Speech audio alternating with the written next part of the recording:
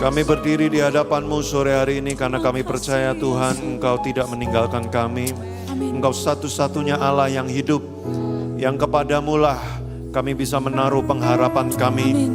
Tidak ada di dunia ini, tidak ada dimanapun, di tempat manapun Allah yang hidup, yang mendengar doa kami dan yang bisa menjawabnya. Hanya Engkau Tuhan. Karena itu kami membuka hati kami sore hari ini, berbicaralah kepada kami. Kuasai setiap sudut ruangan ini, setiap jiwa yang sudah datang. Aku berdoa Roh Kudus bekerja di tengah-tengah kami. Berbicara kepada kami, menguatkan kami. Firman-Mu menguatkan, meneguhkan, mengubahkan hati dan pikiran setiap mereka yang menerimanya. Mari Roh Kudus, Engkau yang berbicara, Engkau yang menyatakan isi hati-Mu sendiri sore hari. Dalam nama Yesus, kami menyambut pribadi-Mu di tempat ini. Haleluya. Sama-sama kita katakan, amin. Silakan duduk Bapak Ibu Saudara sekalian. Wow. Sudah bersemangat sore hari ini, amin.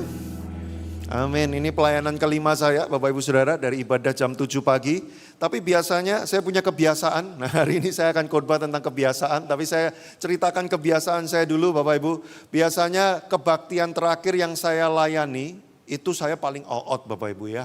Energi saya paling keluar walaupun itu ibadah yang paling terakhir. Jadi saya berharap Bapak Ibu Saudara engkau meresponi firman Tuhan sore hari ini dengan antusias, dengan energi, dengan respon gitu ya. Tunjukkan kepada kiri kananmu, bilang sama kiri kananmu, tepuk pundaknya bilang begini.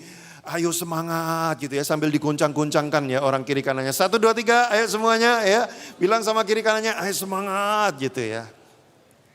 Haleluya. Sudah 6 tahun Bapak Ibu pelayanan terakhir saya di tempat ini, jadi mungkin banyak yang belum mengenal saya, jadi izinkan saya berkenalan lebih dahulu. Karena katanya kalau tidak kenal maka tidak sayang, karena saya ingin disayang jadi saya kenalan dulu. Nama saya Joshua Iwan Wahyudi Bapak Ibu. Saya sering ke Bandung, jadi mungkin bisa jadi Anda akan berpapasan dengan saya entah di mana, walaupun saya tidak tinggal di Bandung. Tapi supaya Bapak Ibu Anda cepat ingat, karena nama saya banyak ya, ada Joshua, ada Iwan, ada Wahyu, ada Yudi, semua gabung jadi satu. Supaya Anda cepat ingat, panggil saya kalau Anda ketemu saya, tolong disapa Bapak Ibu, panggil saya dengan nama Iwan. Iwan itu artinya inilah pria menawan Bapak Ibu ya. Supaya cepat ingat ya. Saya datang dengan istri dan anak saya, nah ini istri dan anak saya Bapak Ibu. Anak saya ini ditunggu 14 tahun, nah dia yang halo-halo, yang dada-dada ya. Memang dia banci tampil Bapak Ibu ya. Nah, dia ditunggu 14 tahun Bapak Ibu ya. Semuanya sudah dilakukan ya, bayi tabung juga udah gagal semua Bapak Ibu. Lalu di tahun ke-14 Tuhan beri mujizat dengan cara normal, alami, tanpa program aneh-aneh, lahirlah anak ini. Jadi itu sebabnya kemana-mana saya pelayanan pasti saya ajak Bapak Ibu. Dan dia senang banget present worship. Jadi saya nggak ngajak, dia yang ngajak saya Bapak Ibu ya. Jadi dia ikut dari ibadah jam 7 pagi tadi juga Bapak Ibu ya. Tapi saya hari ini nggak kesaksian tentang anak saya. Kapan-kapan saja supaya saya diundang lagi ya. Bercanda ya Bapak Ibu ya. Hari ini saya akan khotbah judulnya adalah buah dari kebiasaan. Karena fokus dari gereja Anda tahun ini adalah hidup yang berdampak melalui kebiasaan baik, membangun kebiasaan baik.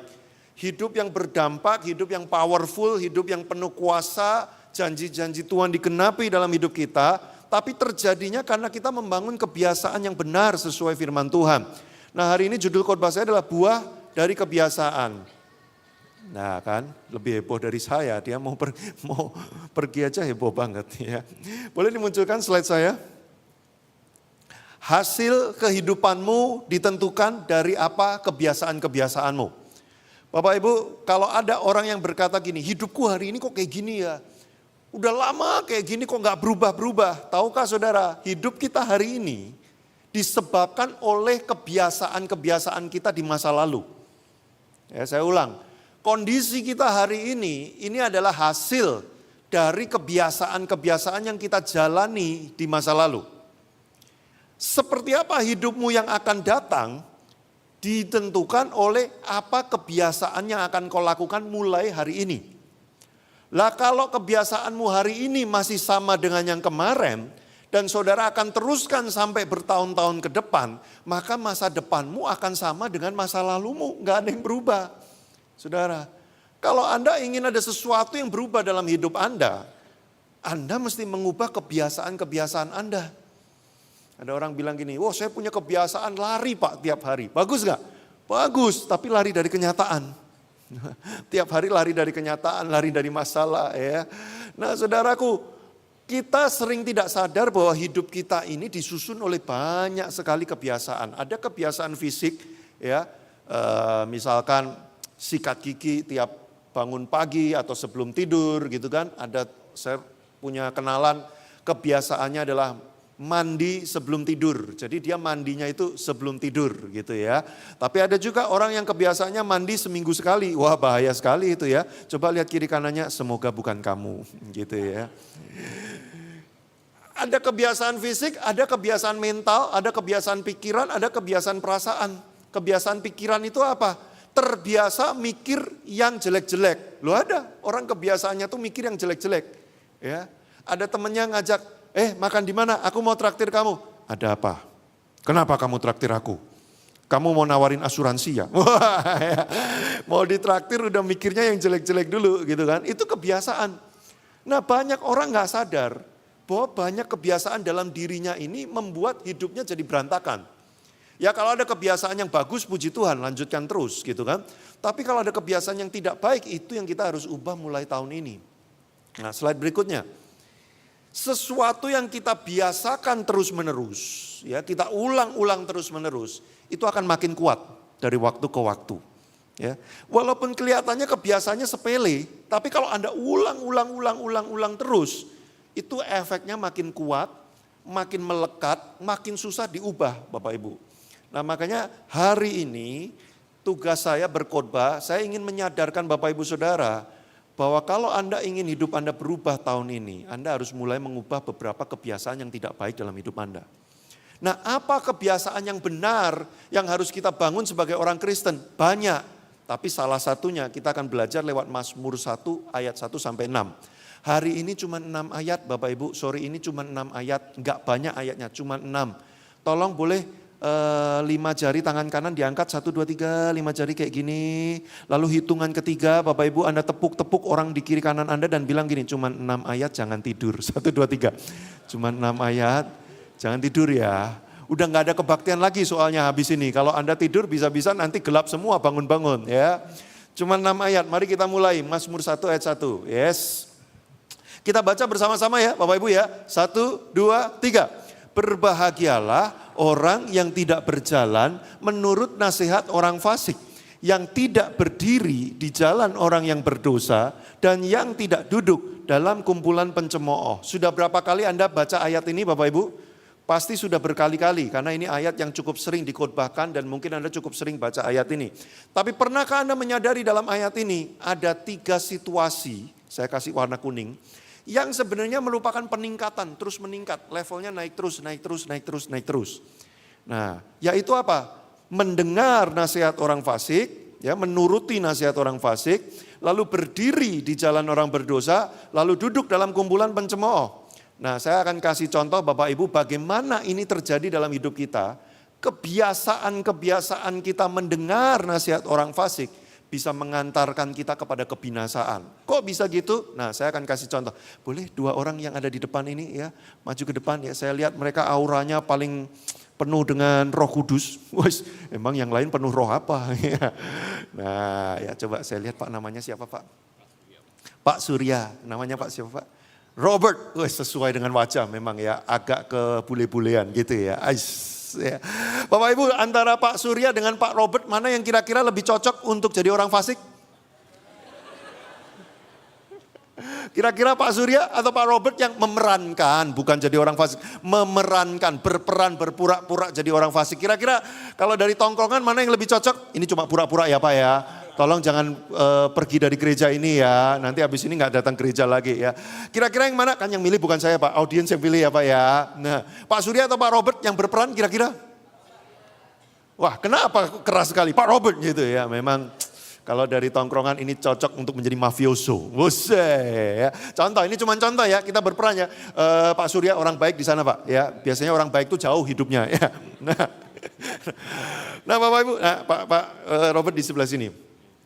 Awal tahun semua orang pengen hidupnya pasti lebih baik dari tahun sebelumnya, benar gak sih? Ya, makanya kalau awal tahun tuh sukanya, wah tahun ini aku mau olahraga, aku tahun ini mau makan sehat, aku tahun ini mau lebih benar hidupku, aku mau tahun ini gak bohongin orang lagi, gak nipu-nipu duit orang lagi. Ah, kan biasanya gitu ya. Nah ini contoh nih, ini contoh ya. Pak Robert siap? Berperan menjadi orang fasik? Siap. Yes, all out Pak ya. Nah saya tahun ini nih misalkan nih, saya tahun ini pengen lebih sungguh-sungguh ikut Tuhan.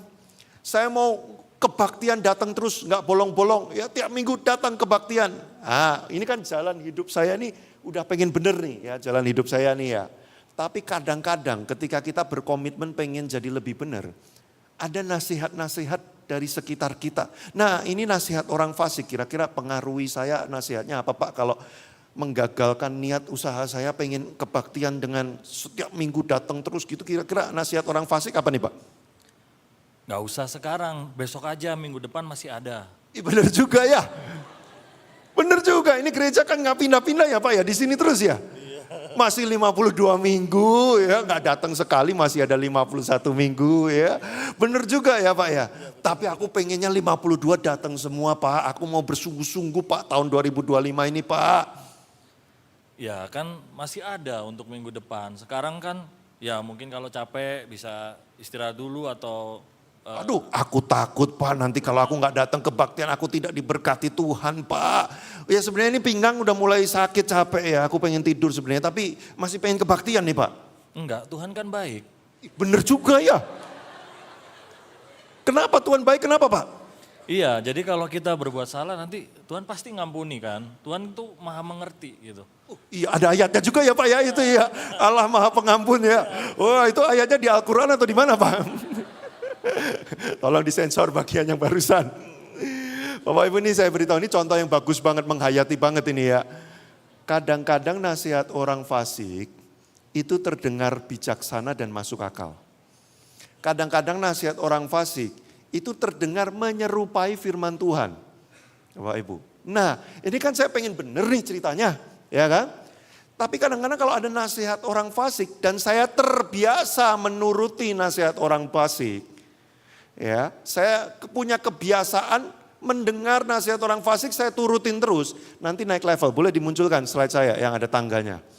Naik level, ya setelah berjalan menurut nasihat orang fasik, saya mulai berdiri di jalannya orang berdosa. Tadinya kan saya pengen bener nih. Saya dengar nasihat terus, terbiasa dengan nasihat terus, lama-lama saya pindah jalan. Kalau udah pindah jalan, saya mulai jalan bareng nih sama orang fasik. Bener Pak ternyata Pak, saya kemarin tidur pules banget. Aduh, ya habis itu saya nonton YouTube masih ada khotbahnya. Jadi nggak usah datang ke gereja ya. Yang penting kan nonton YouTube ya. Kok saya jadi lebih fasik dari Anda ya Pak ya sekarang ya. Luar biasa Anda pengaruhnya buat saya. Nah ini level kedua Pak. Nanti terus jalanin kayak gini. Nyampe lah saya level ketiga, duduk dalam kumpulan pencemooh. Artinya apa? Saya gantian yang mempengaruhi orang lain. Nah ini ada orang bener nih, mau bener lagi nih. Ya kayak saya yang pertama kali, Pak jalan pelan-pelan dari agak jauhan Pak, dari agak jauhan. Jalan pelan-pelan gitu ya. Dengan wajah niat pengen hidup benar gitu Pak. Pelan-pelan Pak, ini cepet banget, agak ke sana Pak. Saya belum mau mulai, Bapak udah nyampe ya. Pelan-pelan ya, coba 1, 2, 3 gitu kan. Ini mulai kumpulan pencemooh. Wih ada yang mau datang gereja nih Pak. Tampangnya madesu nih Pak ya. Aduh ngapain datang ke gereja. Terus Pak jalan terus Pak. Terus lewatin aja kami Pak. Kan kami orang fasik gitu ya. Pak gak usah lirik-lirik. Ngapain Pak lirik-lirik Pak ya. Aduh ini mau ke gereja udahlah nasibnya udah masa depan suram ini ya. Ngapain ke gereja. Nah Bapak Ibu Anda lihat apa yang terjadi. Saya tadinya itu udah mau bener. Mendengar nasihat orang fasik saya pindah jalan. Terus terbiasa berjalan di jalan orang berdosa, saya jadi kumpulan pencemooh. Ada orang pengen bener, tadinya saya seperti dia, sekarang saya pengaruhi dia. Nah, Anda pernah dengar nggak orang komentar gini, alah baru ya, ke gereja baru ya, nggak apa-apa, pergi aja dulu. Nanti kalau udah 5 tahun juga ngerti, ya lama-lama muntah darah kamu jadi orang Kristen, ya. Udah gak apa-apa sekarang masih cupu, masih polos, masih naif. Nanti kalau udah puas main Kristen-Kristenan, udah kayak saya aja, nggak usah ke gereja. Yang penting sama Tuhan Yesus. Kelihatannya kan rohani ya. Yang penting sama Tuhan Yesus, nggak usah ke gereja. Padahal ayatnya nggak ada bunyinya kayak gitu. Boleh kita berikan tepuk tangan untuk mereka berdua ya. Cuman contoh ya, jangan pulang-pulang Pak Robert didoakan dibaptis ulang, nggak usah. Ya, silakan, terima kasih Pak. Bapak Ibu, ini kejadiannya.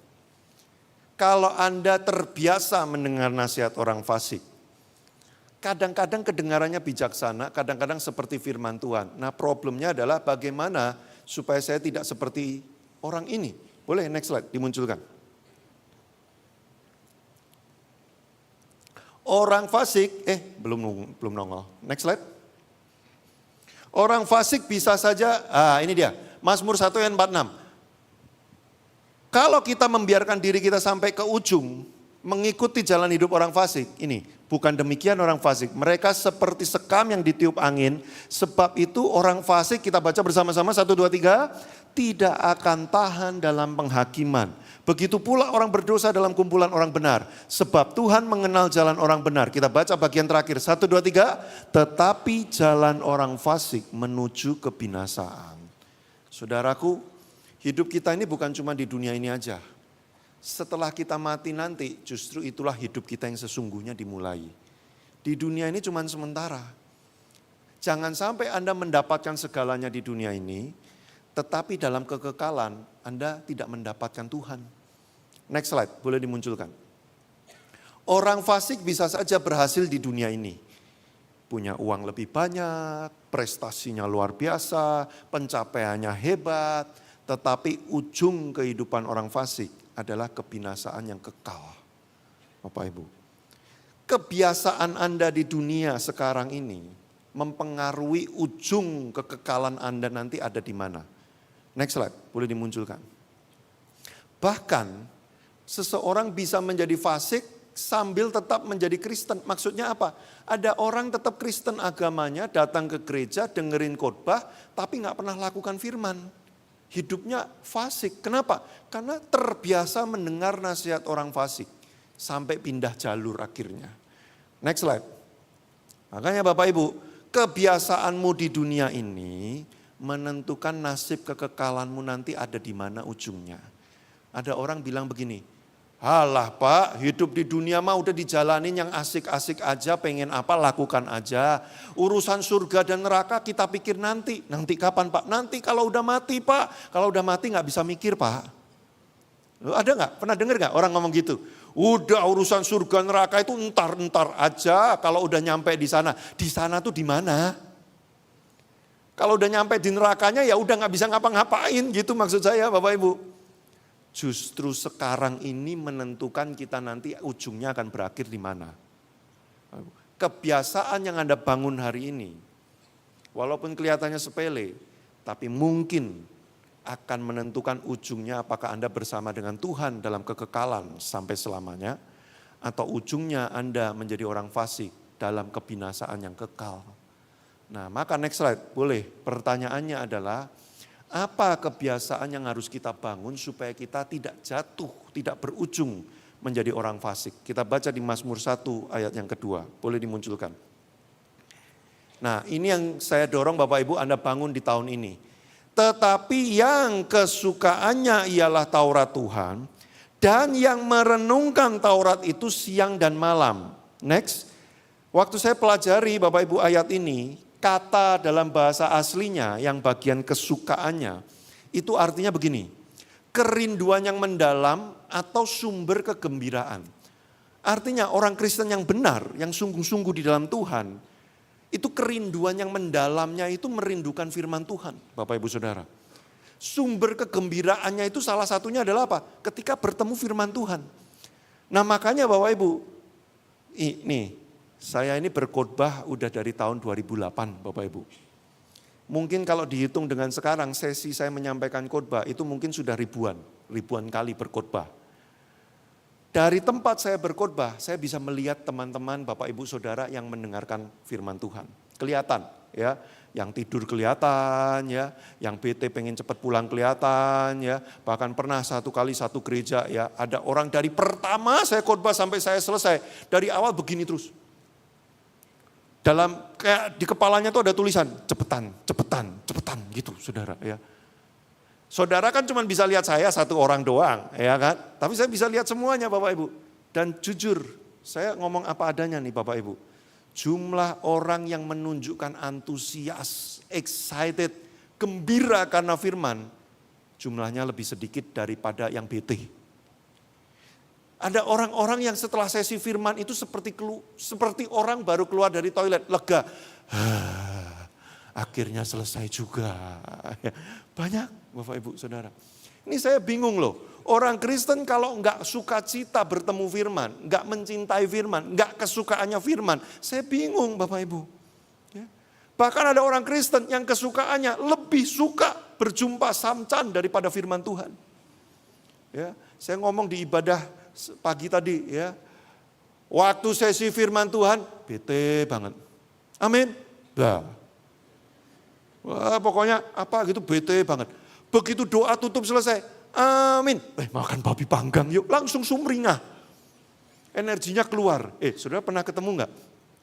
Orang topik tertentu atau hobi tertentu, itu wajah langsung berubah. Pernah enggak Bapak Ibu ketemu? Ya, kalau lagi ngumpul gitu ya, wajah lagi bete-bete biasa aja. Begitu ngomongin soal misalkan sepeda gitu ya. Kemarin aku lihat ada sepeda.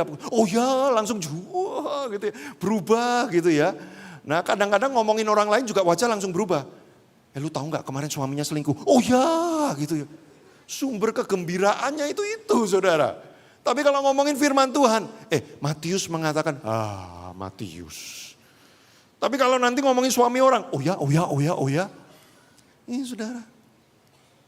Ada orang kalau nonton konser dijabanin banget, dibelain banget, ke Australia terbang, ke Singapura terbang, ke Korea Selatan, mau nonton BTS terbang, padahal cuma nonton orang joget, teriak-teriak, tendang-tendang gitu ya. Terus habis itu, gitu ya. Itu orang bisa, kesukaannya sampai Instagram story ya, padahal dia nontonnya jauh banget BTS-nya cuman kayak lidi-lidi kecil gitu ya, karena dia belinya seatnya yang jauh banget gitu ya. Itu Instagram story, wah gitu ya. Seneng banget, sumber kegembiraan. Itu kebiasaan yang dibangun saudara. Ya, tidak ada orang tiba-tiba lihat BTS langsung wah, nggak ada. Kebiasaan dibangun pelan-pelan, nonton dulu, dengerin musiknya diulang-ulang, Spotify-nya diulang-ulang ya. Sebelum tidur nontonin Jungkook. Bener bukan namanya Jungkook? Kok pura-pura nggak tahu ya. Ini kan banyak yang muda umurnya sama kayak saya 17 tahun. Ya. Dilihat-lihatin, jumpai aku dalam mimpi ya. Terus dibangun kebiasaan itu, makanya sumber kegembiraannya itu. Jadi kalau ada orang ketemu firman Tuhan nggak seneng karena memang nggak punya kebiasaan yang dibangun terhadap firman Tuhan. Saudara saya itu kalau baca firman ya, baca Alkitab ya. Saya kadang-kadang tuh bisa kebablasan saudara. Udah waktunya tidur tuh istri saya mesti ingetin, udah malam gitu ya. Karena saya begitu excited, kayak nyiapin khotbah ini ya. Saya cari, begitu ketemu bahasa aslinya artinya ini. Saya kayak, wah ternyata gini ya. Wah ternyata cara prakteknya tuh gini. Saya seneng banget loh Bapak Ibu Saudara. I'm so excited, makanya kalau di gereja saya sendiri, waktu sesi firman Tuhan, bukan saya yang khotbah, saya semangat tetap Bapak Ibu. Seneng banget saya. Anda harus membangun kebiasaan itu. Gini, Bapak Ibu pernah lihat uang Indonesia kan ya? Udah pernah pakai kan ya uang Indonesia? Ya. Soalnya wajah Anda kayaknya pakainya dolar semua nih di sini nih. Ya. Set ya. Pernah kan ya? Tahu ya? Nih, kalau sekarang tiba-tiba ada orang kasih Anda uang monopoli. Pak ini tolong nanti dipakai buat makan-makan Pak. Saya kasih 1 juta buat sekali makan gitu ya. Anda akan langsung ngomong apa? Palsu. Ini mainan, ini bukan duit beneran. Dari mana Anda tahu Anda bisa mengatakan itu uang palsu? Karena Anda sudah pernah lihat pegang pakai duit yang asli. Ini Bapak Ibu pegawai bank terutama yang teller-teller itu ya. Mereka lupanya dilatih untuk bisa mengenali uang palsu dalam waktu cepat. Saya pernah tuh 1 kali di teller gitu, hebat banget. Ini dia lagi ngitung pakai yang 3 jari belakang, seret gitu ya. Kan banyak nih, seret, tiba-tiba berhenti di tengah-tengah, tek. Terus dia ambil, seret, Pak ini palsu. Dia nggak pakai yang biru-biru, yang apa, enggak. Dia bisa berhenti, Terus dia ambil, Pak ini palsu. Wih, orangnya tersinggung, enak aja Pak, itu asli gini. Begitu dicek di yang sinar biru itu, beneran palsu.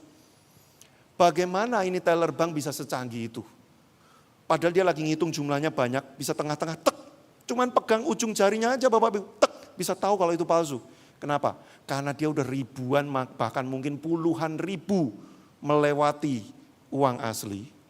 Jadi begitu ada yang palsu, tek, dia langsung tahu. Kenapa membangun kebiasaan cinta menyukai firman Tuhan itu penting? Karena kalau Anda nggak suka firman, nanti yang palsu nasihat orang fasik datang, menyerupai seperti firman, Anda nggak bisa bedakan. Seperti yang tadi, oh Tuhan kan baik. Dia mah pengertian, kamu kan udah capek kerja sampai kurus kering begitu, masih suruh khotbah lagi. Aduh kasihan banget kamu, udahlah gak usah, Tuhan tahu. Seperti menyerupai firman Tuhan. Tapi kalau Anda sudah tahu yang asli, Anda langsung bilang, nasihat orang fasik, jangan dengerin. Tapi masalahnya banyak orang Kristen gak suka firman.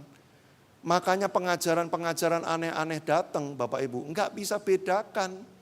Maka akhirnya apa yang terjadi? Kebiasaan menuruti nasihat orang fasik, lama-lama pindah jalan gak sadar. Lama-lama dia udah duduk dalam kumpulan pencemooh, ujungnya kebinasaan, kekal. Saudara nangkap sekarang urutan khotbah saya?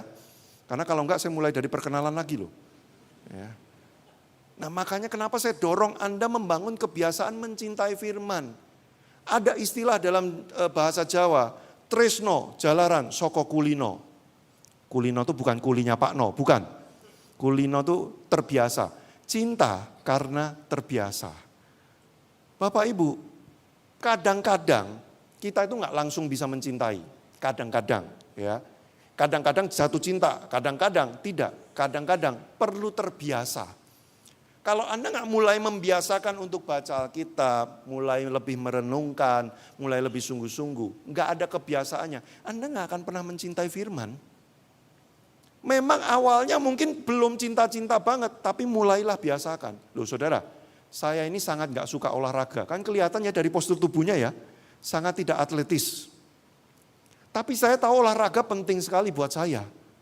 Jadi walaupun saya gak seneng olahraga, saya membiasakan dulu. Saya paksa diri saya untuk ambil waktu 20 menit setiap hari untuk saya olahraga.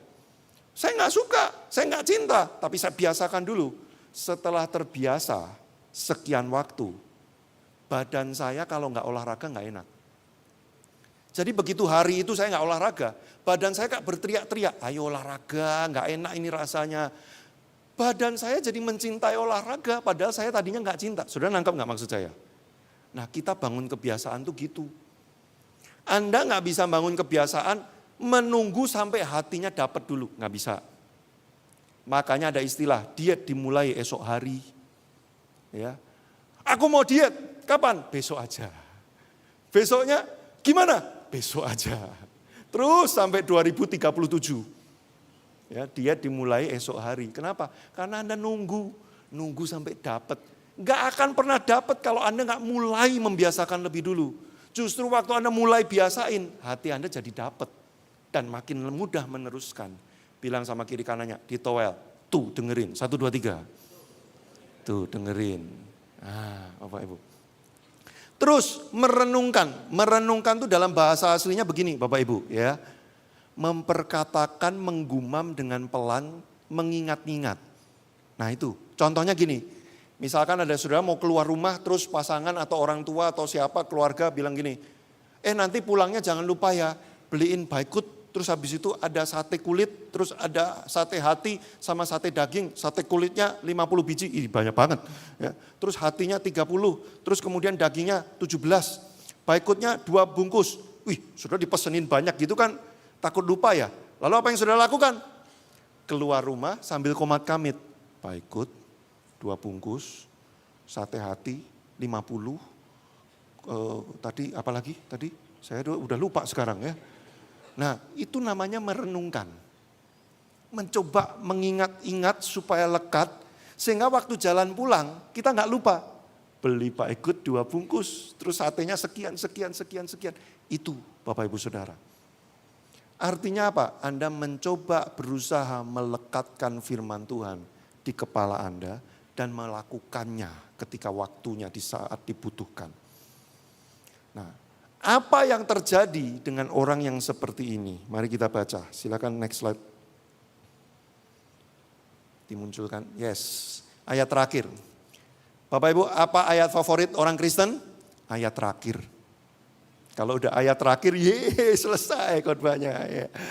Pemain keyboard dimanapun kau berada, tunjukkan pesonamu. Udah kayak take me out ini ya. Kalau pengkhotbah sudah mengundang pemain keyboard, artinya khotbah memang benar-benar sudah di ujung. Ya. Apa yang terjadi kalau kita membangun kebiasaan mencintai firman, merenungkan, melakukan firman setiap hari? Yang terjadi adalah ini. Ia seperti pohon yang ditanam di tepi aliran air, yang menghasilkan buahnya pada musimnya, dan yang tidak layu daunnya. Kita baca bersama 1, 2, 3. Apa saja yang diperbuatnya berhasil. Ini orang Kristen senang banget ayat yang terakhir ini. Ya, apa saja yang diperbuatnya, mencari jodoh berhasil. Amin. Ya kan gitu kan ya. Nih, banyak orang suka ayat yang ininya, tapi yang sebelumnya nggak mau. Mencintai firman-Nya nggak mau, merenungkan firman-Nya nggak mau, tapi maunya berbuah dan apa saja yang diperbuat berhasil. Itu seperti orang pengen berenang tapi nggak mau basah. Ya. Aku mau berenang tapi nggak mau basah. Orang gila. Sama orang Kristen yang mau mengalami mujizat, kuasa Tuhan, tapi nggak mau merenungkan firman Tuhan. Orang Kristen ya terusin sendiri. Nggak ada, nggak bisa. Tiba-tiba udah muncul aja ya. Datang tidak diundang. Oh diundang dong tadi ya. Boleh block chord bro. Nada Korea. Oh enggak, worship, nada worship ya. Ini loh Bapak Ibu. Ini ayat bagus banget. Ia seperti pohon yang ditanam di tepi aliran air. Artinya apa? Kamu tidak akan kekurangan hal yang menghidupkan untuk dirimu. Kamu berdekatan dengan sumber kehidupan itu. Yaitu apa? Firman. Bapak Ibu gini, kata-kata manusia itu berkuasa enggak? Berkuasa, tapi kuasanya terbatas. Tapi perkataan Tuhan itu kuasanya tidak terbatas. Kalau kamu berdekatan dengan kata-kata manusia, tidak selalu kamu dapat kekuatan. Karena kata-kata manusia sekalipun berkuasa, kekuatannya terbatas. Makanya ada masanya ketika kamu lagi berbeban berat banget. Walaupun manusia menghibur dengan kata-kata yang baik, motivasi, menguatkan. Tetap jiwamu tidak bangkit juga, betul nggak? Ya kadang bisa bangkit oleh penghiburan manusia, kata-kata manusia. Tapi saya nggak tahu dengan saudara, saya pernah mengalami satu masa di mana orang mau ngomong baik kayak apapun memotivasi, menyemangati saya, jiwa saya udah mati. Jadi kata-kata manusia, perkataan manusia itu punya batasan. Walaupun ada kuasanya tapi terbatas. Tapi perkataan Tuhan itu sanggup menghidupkan jiwa yang telah mati sekalipun. Kalau engkau menanam dirimu begitu dekat dengan perkataan Tuhan yang menghidupkan itu, kamu akan terus hidup. Jiwamu tidak akan pernah mati. Berbahagialah orang yang kesukaannya Taurat Tuhan, firman Tuhan.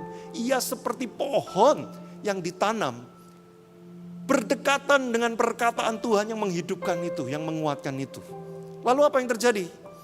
Yang menghasilkan buah pada musimnya. Bapak Ibu Saudara, saya beritahu begini. Hidup kita ini gak selalu ada musim berbuah. Saudara pernah ketemu pohon yang berbuahnya tiap hari? Gak pernah berhenti, non-stop. Kalau ada saya pengen beli. Kalau bisa saya pesen pohon durian musangking. Tiap hari keluar buah, tiap hari keluar buah, tiap hari keluar buah. Enggak ada bro. Ada musimnya, berbuah itu ada musimnya. Nah, hidup kita itu enggak selalu berbuah. Ada masanya kita enggak keluar buah, enggak menghasilkan apa-apa. Loh, terus waktu musim enggak berbuah, gimana? Kalimat berikutnya, kamu tidak akan layu. Tidak akan menjadi layu. Waktu musim berbuah, engkau akan mengeluarkan buah. Tapi waktu musim lagi kering, musim lagi sulit, hidup lagi sukar, engkau tidak layu, engkau tetap kuat, segar, tidak tergoyahkan. Sampai musim berbuah datang, buahmu keluar lagi. Itu kehidupan orang yang dekat dengan firman Tuhan, saudaraku. Saudara pernah lihat pohon ngeluarin buah ngeden enggak? Pohon mangga nih, mau keluarin buah mangga, dia ngeden sambil geter gitu pohonnya. Buah mangganya keluar, itu mah Anda tiap pagi lagi bertahta. Kalau pohon mau berbuah, waktu musimnya keluar buah, keluar aja. Saudara saya beritahu, orang yang dekat membangun kebiasaan dengan firman Tuhan, ketika tiba musim dia untuk diberkati dan menerima berkat, datang aja itu berkat. Enggak pakai ngeden saudara. Tapi ketika musimnya lagi susah, lagi kering, lagi enggak bisa berbuah, saudara tetap tidak layu. Daunmu tetap rimbun. Engkau tetap baik-baik saja sampai tunggu musimnya berbuah lagi nanti. Sudah nangkep maksud saya enggak? Dan yang terakhir, apa saja yang kau perbuat berhasil. Maksud kalimat ini itu bukan begini loh. Wah, aku buka restoran rame, aku jualan ini rame, aku import barang, aku jual rame, aku selingkuh pun berhasil. Bukan itu maksudnya. Bukan apa yang saya pengen pasti kejadian, bukan. Maksud dari ayat ini adalah begini. Apa saja yang engkau lakukan sesuai dengan firman yang engkau renungkan tadi, pasti menghasilkan buah. Pasti berhasil. Itu maksudnya, Bapak Ibu. Boleh dimunculkan, ini. Mencapai tujuan sesuai maksud atau rencananya Tuhan. Anda tidak pernah gagal dalam rencana Tuhan. Semua yang Tuhan janjikan, semua yang Tuhan rancangkan, semua yang Tuhan skenariokan, pasti berhasil. Kalau saudara berdekatan dengan firman Tuhan. Waktunya berbuah, buah itu datang begitu saja. Waktu musim kering, engkau tetap terpelihara, tidak menjadi layu. Dan semua rencana Tuhan, janji Tuhan digenapi dalam hidupmu. Saudara mau 2025 terjadi seperti itu? Sederhana, mulai bangun kebiasaan mencintai firman. Makanya gereja ini memulai gerakan namanya gedor. Bukan gedor-gedor pintu rumah Anda, bukan. Gerakan doa dan firman. Baca satu pasal setiap hari, enggak berat Bapak Ibu. Percaya saya, enggak nyampe 10 menit kok. Gini loh, 10 menit engkau taruh di firman Tuhan. Itu mungkin menyelamatkan jutaan jam yang harus engkau lewati kemudian hari. Taruh 10 menitmu di hadapan Tuhan. Renungkan firman, itu mungkin menyelamatkan 24 jam hari itu. Hanya karena 10 menit pembacaan firman-Mu, 24 jammu penuh damai sejahtera dan kekuatan dalam jiwamu. Tapi engkau singkirkan 10 menit itu dari hadapan Tuhan, 24 jammu mungkin porak-poranda tanpa firman. Sudah very simple. Bangun kebiasaan ini. Saya berharap tahun depan kalau datang lagi ke tempat ini, saya mendengar kesaksian orang-orang mengalami buah-buah dari kebiasaan bersama dengan firman. Amin. Yuk kita berdoa yuk. Saudara, sebelum kita berpisah, saya menantang saudara untuk membuat komitmen. Maukah saudara untuk engkau sungguh-sungguh mulai hari ini menaruh porsi untuk mencintai firman Tuhan lebih banyak dari sebelumnya. Nggak usah banyak-banyak, nggak usah hebat-hebat. Mungkin sebelumnya saudara cuma baca Alkitab kalau di gereja waktu khotbah saja.